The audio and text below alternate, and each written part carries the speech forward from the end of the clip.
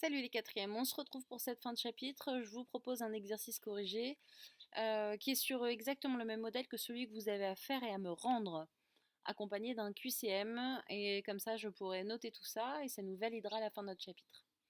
Alors cet exercice s'appelle le synthétiseur.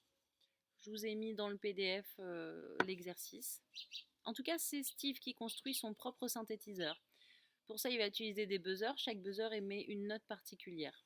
On nous explique que c'est branché en dérivation et on nous donne un schéma. C'est exactement le même schéma que j'ai refait ici au tableau.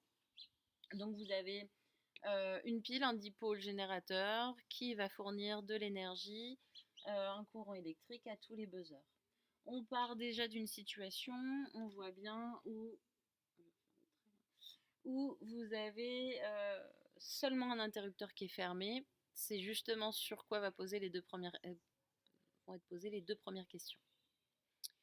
Donc on nous demande de refaire un schéma ou de montrer sur le schéma, en l'occurrence c'est ce que je vais faire, où circule le courant quand on joue un Do. Donc quand on joue un Do, ça veut dire qu'on va fermer l'interrupteur du Do et les autres interrupteurs sont ouverts. Donc, je vais le faire en vert, ça veut dire que le courant il part du générateur, hein, du côté plus, et il va passer dans le buzzer et il va revenir faire une boucle pour aller jusqu'au générateur.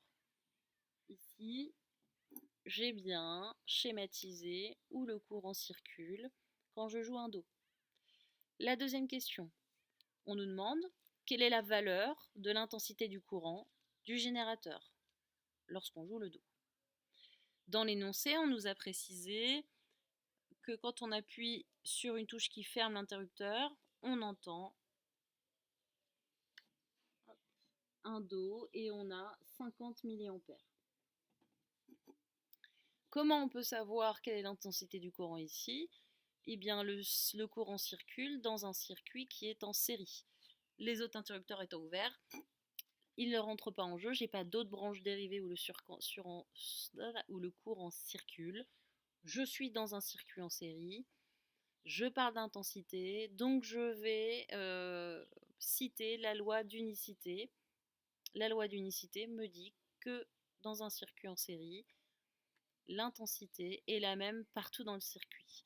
Ça veut dire que si mon buzzer est parcouru d'une intensité de 50 mA, mon générateur est aussi parcouru de 50 mA. Donc bien sûr, pour votre réponse, il faut citer la loi. Pourquoi vous la citez? Je suis dans un circuit en série, je parle de l'intensité, donc j'utilise la loi d'unicité, et donc mon générateur a bien 50 mA. Ensuite, on nous dit que cette fois-ci, on va jouer un Do et un Sol en même temps. Je prends une autre couleur. Si je joue un Do et un Sol en même temps, je vais donc avoir deux interrupteurs de fermés, le Do et le Sol. Je vais donc schématiser où le courant circule. Et bien le courant circule, hein, il part aussi du générateur, il passe dans une première manne, mais il passe aussi en dérivation en même temps dans une seconde branche. Je vais refaire une flèche bleue. Voilà.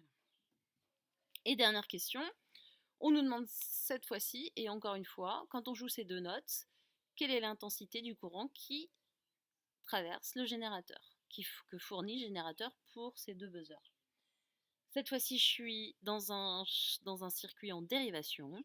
Si je suis dans un circuit en dérivation, je vais citer la loi d'additivité de l'intensité. Et cette loi me dit que si j'additionne, je dois additionner les intensités qu'ont besoin les buzzers, et je les additionne, et ça vaut ce que le générateur me donne. Donc si ici j'ai 50 mA pour le Do, le buzzer 4 va avoir aussi besoin de 50 mA. Et donc si j'ai 50 mA ici et 50 mA ici, le générateur, lui, il va fournir l'addition des deux, il fournira 100 mA.